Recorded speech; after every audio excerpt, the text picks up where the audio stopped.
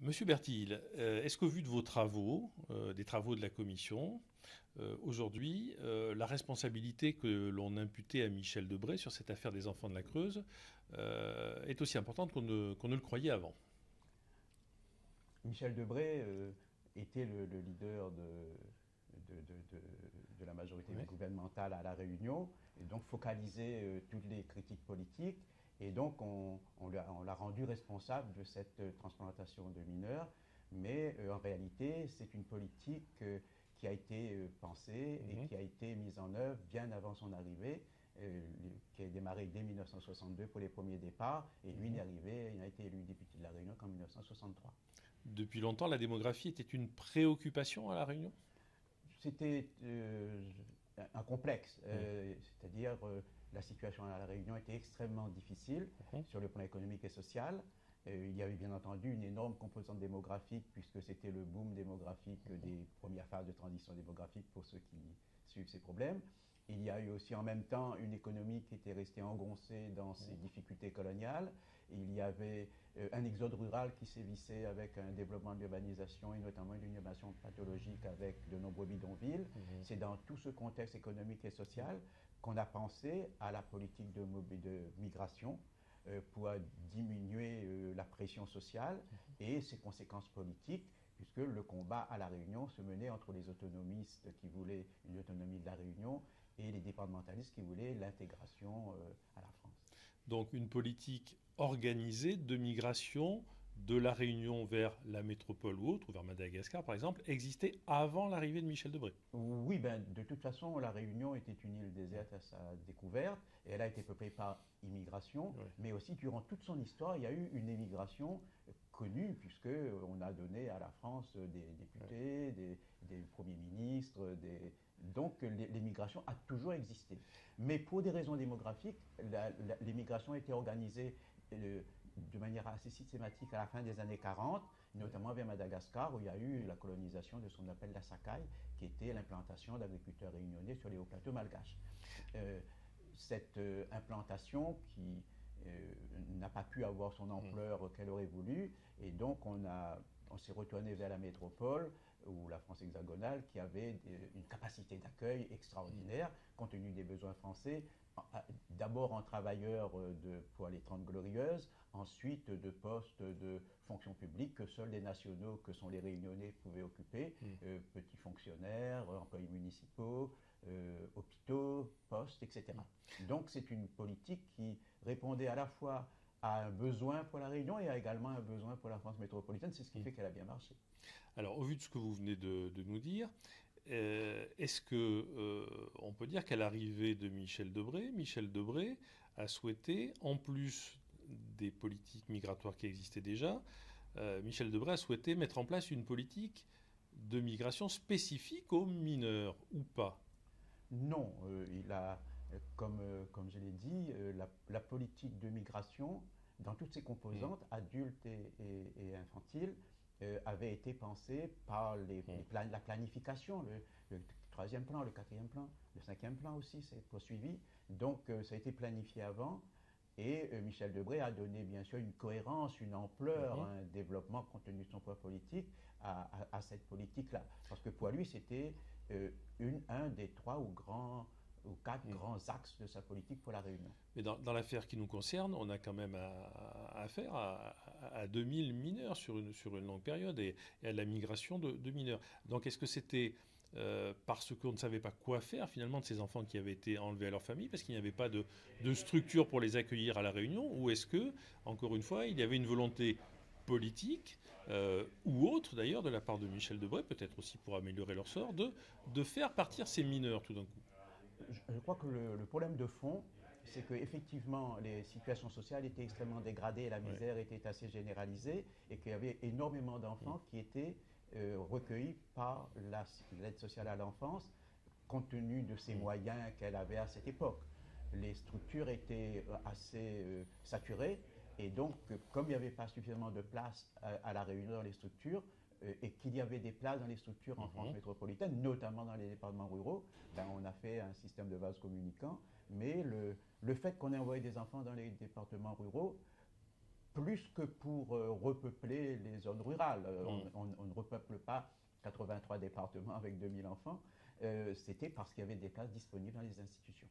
À une époque, certains témoins de l'époque nous avaient dit qu'il y avait une volonté politique de Michel Debré de faire partir ses enfants au vu du contexte géopolitique aussi, parce que ces jeunes, c'était de futurs chômeurs, c'était des jeunes, c'était des futurs révolutionnaires, et que face au poids que prenait le Parti communiste à La Réunion, il y avait un risque, et que Michel Debré avait décidé de faire partir le maximum de mineurs en métropole. Est-ce que c'est un fantasme ou bien est-ce que Oh non, c'est vrai? c'est une réalité. C'est sûr que le trop-plein, entre guillemets, de population de la Réunion, généré, compte tenu des structures de développement économique et du choix de la politique qui avait été menée, entraîné évidemment des problèmes sociaux considérables qui constituent un terreau très fertile pour le développement des idées du Parti communiste.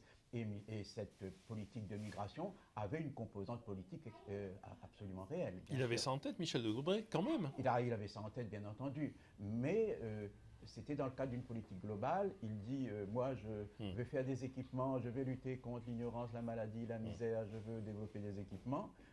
Et que le devenir de la Réunion, c'est dans la France. La France, 60 millions de Français. On venait peut-être d'Algérie. Il ne voulait pas revivre la même chose à la Réunion. Donc c'est vrai que les considérations politiques ont pris une place extrêmement importante dans sa décision de mettre tout son poids pour développer une politique migratoire à partir de la Réunion, à partir des Outre-mer d'ailleurs d'une manière générale. Et est-ce que Michel Debré a aussi agi en fonction de ce qu'il était, de l'homme qu'il était, qui était sorti de la guerre, qui était dans les années 60 et qui avait une vision peut-être un petit peu centralisatrice, un peu voire hygiéniste, et qui pensait peut-être faire le bien de ses enfants aussi? Est-ce que ça peut s'envisager? Ah ben, moi je pense effectivement que chez tous les acteurs, ils avaient l'impression de faire du bien pour les enfants, que c'était pour le bien des enfants. C'est ce qui explique d'ailleurs que les critiques qui avaient été faites dès 1968 sur ce déplacement de mineurs, ce transfert de transplantation de mineurs, soient tombées à plat. Puisque même s'il y avait quelques articles dans la presse ou quelques interventions dans les collectivités locales, ça n'a pas du tout rebondi. Et il fallut attendre les années 2000, et notamment une déclaration d'une violence extraordinaire en disant on porte plainte contre l'État français pour rave, déportation, vol d'enfance, et on demande une somme faramineuse, 1 milliard d'euros, ce qui bien sûr, à la fois l'ampleur de la somme demandée et la violence du mobile d'attaquer l'État en justice fait que l'opinion publique s'est intéressée à cette affaire qui jusqu'à présent n'intéressait pas grand monde parce que tout le monde croyait que c'était pour le bien des enfants. Alors on le voit, au vu de vos travaux, il n'y avait pas forcément de volonté de mal faire au départ, en tout cas pas forcément de la part de Michel Debré ni d'autres. Il s'avère quand même que cette affaire a été un véritable traumatisme pour des milliers de mineurs de La Réunion. Alors qu'est-ce qui s'est passé? Pourquoi ça s'est passé comme ça? Et qui est responsable finalement? Alors, qui dit traumatisme, c'est incontestable, parce que ce sont des mineurs, mais en plus ce sont des mineurs vulnérables, en grande difficulté sociale, parfois en grande difficulté psychologique. Et pourquoi ça s'est mal passé finalement à l'arrivée? C'est sûr que déplacer des enfants à problème d'une île tropicale vers une métropole tempérée, industrialisée, où le milieu naturel, les gens que l'on voit sont tout à fait différents, c'est sûr que c'est traumatisant. Je veux dire, quand on part, on amène ses problèmes avec soi. Le traumatisme, il est établi. Mais pourquoi, justement, ça ne s'est pas fait comme ça aurait dû se faire? Pourquoi ça s'est mal passé? Qui est responsable de ça, finalement? La responsabilité, c'était de transférer des enfants d'un milieu tropical vers un milieu tempéré et par conséquent d'accentuer par le changement de milieu, par le changement de culture, par le changement d'environnement, les traumatismes qui ont pu jouer aussi, même pour les enfants de métropole qui ont été déplacés dans le même cas par la ZEU d'un département à l'autre. Alors qui est responsable? Je pense que comme ça s'est mal passé, enfin, les responsabilités sont en tout cas très diluées. Il y a incontestablement la responsabilité de ceux qui, croyant bien faire, notamment au niveau de l'appareil d'État, notamment au niveau de la DAS, avaient dit on peut transférer des enfants vers la métropole, c'est pour leur bien. Vu par les adultes, c'est incontestablement sans doute pour leur bien. Mais pour le ressenti des enfants, pour leur vécu, ce n'était pas obligatoirement un bien. Et comme disait d'ailleurs le président de la République, c'était une faute parce qu'on a aggravé, on a pris une décision qui a aggravé la situation de ceux-là même pour laquelle on pensait que la décision allait faire du bien. Donc c'était un relatif fiasco, mais au-delà de ça, je veux dire, il y a plein de responsabilités. Il y a peut-être la responsabilité du suivi par la ZE en France métropolitaine. C'est quelque chose que vous avez établi, ça? Oui, il y a eu des manquements dans les placements. Dans beaucoup de campagnes, beaucoup de gens prenaient des enfants soit en apprentissage, soit en tant que famille accueillante, mais plus peut-être pour avoir le complément de revenus que cela représentait que pour donner véritablement un milieu familial accueillant et une éducation. Donc il y a aussi cela. Il y a aussi le contexte de l'époque. Je veux dire, je suppose que dans les départements ruraux de France métropolitaine, dans les années 60, la vie était très dure. Il ne devait pas y avoir l'électricité, l'eau chaude partout. Et que, est-ce qu'il y a eu des fonctionnaires un petit peu trop zélés, ou certains qui ont même trouvé leur intérêt pour leur carrière ou pour des raisons privées? Il y a eu incontestablement, notamment au niveau d'un ou deux DAS, des fonctionnaires zélés. D'abord parce que, effectivement, on voulait parfois se faire bien voir de M. Debré, qui était quelqu'un de très puissant. Donc on allait au-devant de ses désirs et quelquefois on voulait faire du chiffre plus que pour satisfaire les niveaux du programme demandé. Mais il y avait aussi parfois, effectivement, dans le cas d'un ou deux DAS, des liens avec les départements d'accueil, puisque les DAS fonctionnent en autonomie, c'est-à-dire, et souvent par relation. Donc le DAS de la Réunion qui connaissait le DAS du Gers ou les DAS de la Creuse ou du Tarn demandait est-ce que vous n'auriez pas des places, tu n'aurais pas des places dans des institutions pour 10, 15, 100, 150 réunionnais, et puis ça se réglait comme ça de DAS à DAS. Et c'était bon pour sa carrière. C'était bon pour sa carrière, et on n'avait même pas besoin de monter à Paris pour demander l'aval du ministère de tutelle. Justement, quels enseignements peut-on tirer de tout ça et finalement de ce que l'on sait un peu mieux aujourd'hui sur les responsabilités? L'enseignement, c'est que c'est une sacrée responsabilité pour un adulte, mais c'est encore le problème, les questionnements des assistantes sociales actuellement. Quand on enlève un enfant à sa famille parce que, objectivement, la situation est extrêmement dégradée ou que l'enfant est abandonné, c'est une décision qui engage une vie. En conséquence, c'est une responsabilité personnelle très, très compliquée. Donc, c'est la première leçon, c'est que l'enfant est un être vulnérable qu'il faut protéger. Ce n'est pas une chose que l'on déplace pour les besoins de la cause.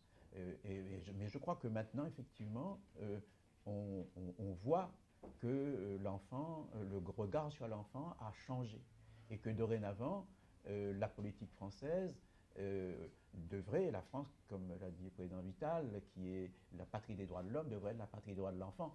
Elle en est loin. Elle en est loin parce que les textes internationaux qu'elle a signés ne sont pas tous ici appliqués. Dans le classement mondial sur les droits de l'enfant, on doit être à la 20e place, alors qu'on a signé tous les textes et se posent tous les jours des problèmes. Notamment, il y a un gros débat actuellement sur l'accueil des enfants mineurs. Les départements disent « nous, on n'a pas d'argent, on ne peut plus les accueillir ». À l'État, ils disent à l'État « reprenez-le ». Le problème, c'est que lorsque ce sont les départements qui accueillent des mineurs étrangers, l'enfant est un enfant, donc à protéger. Mais lorsque l'État le récupère dans le cadre de sa politique migratoire, l'enfant devient un migrant. Donc c'est une problématique très actuelle. Et le gouvernement actuel devra d'ailleurs y apporter une réponse. Et une réponse humaine, nous le pensons. Donc en ce sens, l'histoire vécue par les enfants réunionnais peut servir d'exemple. Je pense que c'était un révélateur au sens photographique du terme, comme on le faisait anciennement quand on développait encore des photos avec des révélateurs dans les laboratoires de photographie. Merci.